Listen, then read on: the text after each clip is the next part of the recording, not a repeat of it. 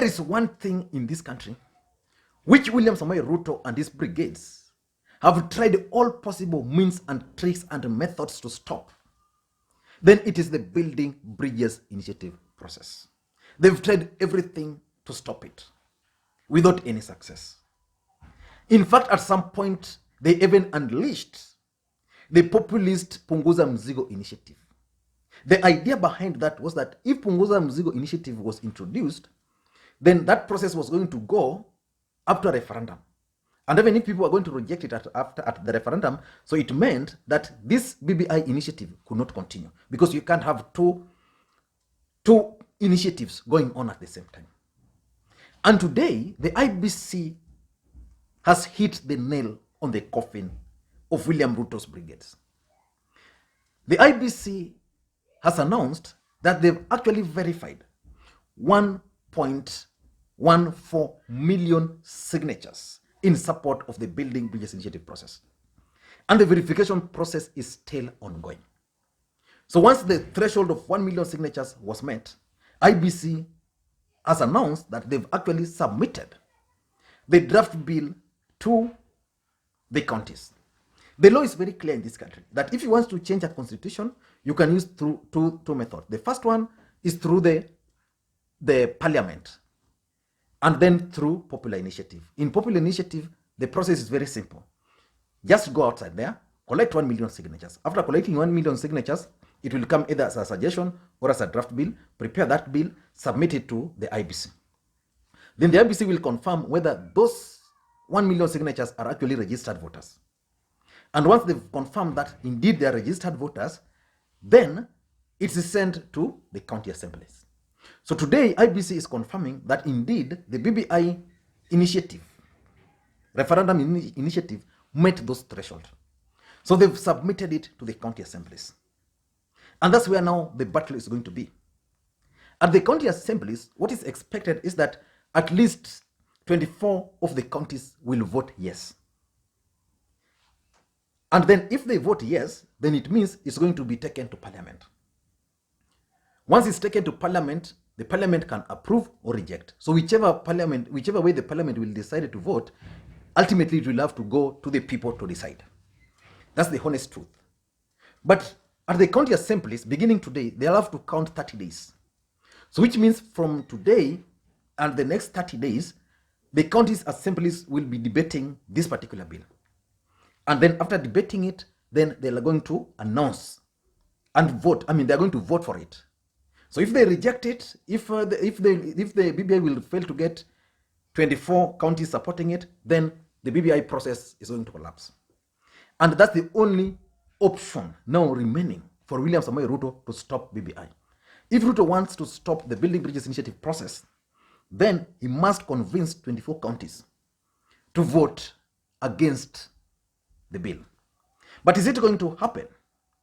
I don't think so, because the BBI is designed in a way that is too lucrative for the MCS. But apart from that, let us just look at how these counties are likely to vote. And I want you to pay close attention. Then after that, I'm going to explain to you why William Samoei Ruto's allies are actually in panic, why they are worried, why they are shocked at the new development. Now let us look at the counties which are likely to vote yes. Let us go to Nyanza. Nyanza has 6 counties. There is Nyamira, there is Kisii, there's Homa Bay, there's Migori, there's Kisumu, there is Siaya. Those 6 counties are going to vote yes to this bill. Maybe Migori, because they expected additional constituencies, but they didn't get, and maybe because of the number of MCS from Korea, and maybe also if Obadi is not going to support the BBI, so maybe Migori.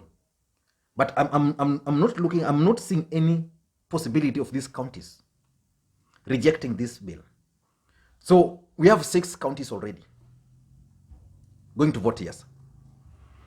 Let's go to Coast. Coast, we have 6 counties. That is Mombasa, Kilifi, Kwale, Tana River, Lamu, and Taita Taveta.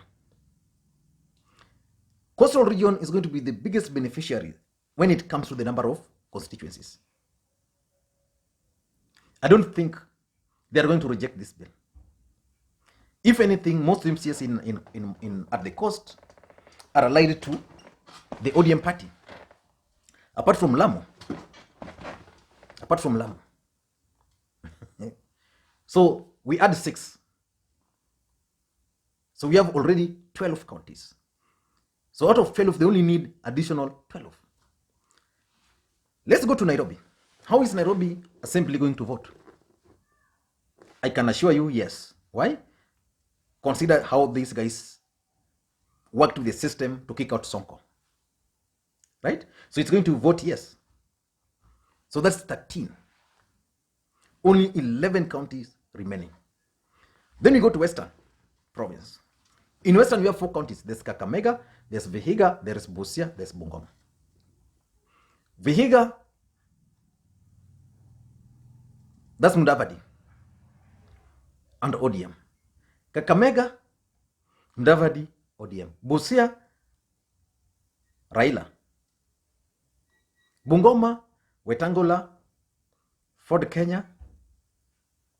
There's ODM presence there. Maybe Jubilee. So out of these 4 counties in Western Kenya, I don't see any of them rejecting the BBI. So that means already we have 6, that's 12. We have 1 in Nairobi, that's 13. We have 4, that's 17. So out of 17, they'll only need how many?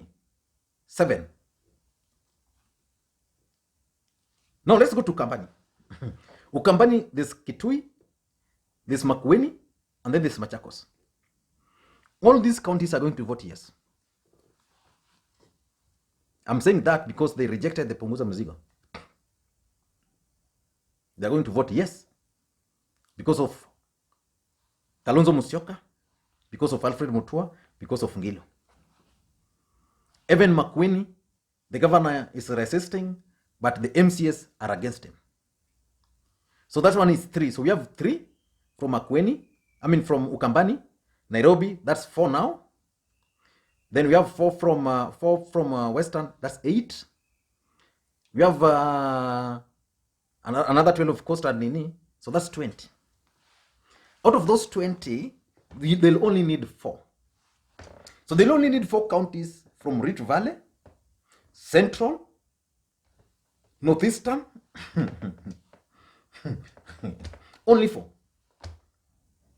So I'm sure they are going to get additional 5 counties here, or 6. Kajiado, Narok, likely to vote yes. If not all, one of them. Because again, they are getting more constituencies. You go to Laikipia, they're likely to get. Right? You go to Central Kenya, I'm sure in Central Kenya, Kiambu will not vote against the president. I'm sure about that. Kirinyaga, MCS there are currently pocketed by the PS. Wakondani. So these guys are going to raise the required 24 counties.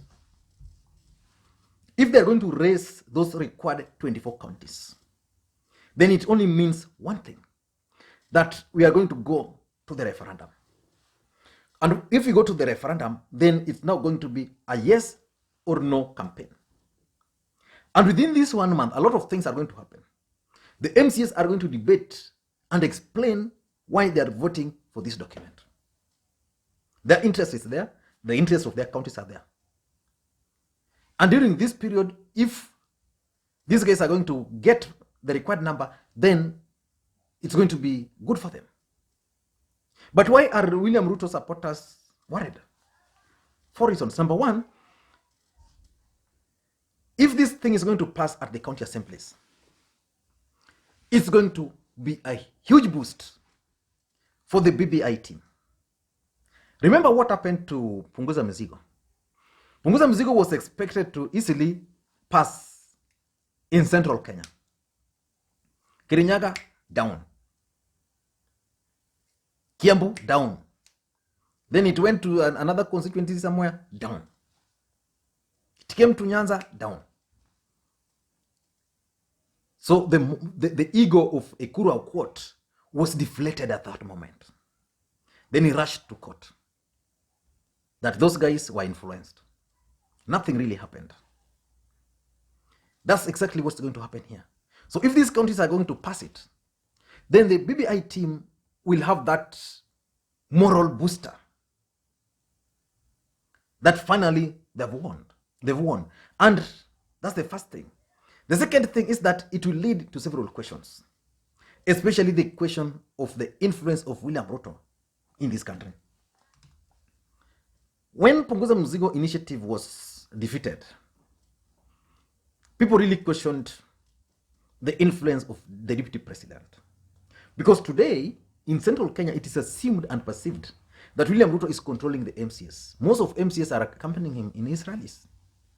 So assuming some of these MCS are going to vote for this document, what message are they going to send to him? Punguza Mzigo MCS really disappointed him. And I'm sure that's why the DP was not very keen on this particular BBI process going past this. And that's why they've actually filed several cases in court. But as things stand today, if this thing is going to pass, then the deputy president's influence is going to be questioned whether watu wanamkula tu ama they honestly supporting. Number 3, which is my last point, is that this BBI campaign, if it's going to pass, then it's going to rally the NASA principles and Raila and President Uhuru Kenyatta on one side. And by rallying NASA principle and the president together, then probably they are going to move like that up to 2022. And that's something William Samoei Ruto would not want to happen. Ruto would not want Raila Odinga, Kalonzo Musyoka, Moses Wetangula, Musalia Mudavadi, and President Uhuru Kenyatta working together. And that's why, if you are keen, when Musalia Mudavadi and Moses Wetangula decided to work together in Kabuchai and Matungu, William Ruto supporters are very pissed off. In fact, they've been running anti-Moses Wetangula campaign, propaganda campaign in Western Kenya, because these two guys are now locking them out of the region. In fact, I was reading a tweet by Itumbi, a post Facebook page by Itumbi, where he was claiming that when ODM was taking Ford Kenya, Wetangula went to Ruto, and Ruto sponsored a lawyer to fight for them, and they won. So you wonder, Wetangula is a lawyer.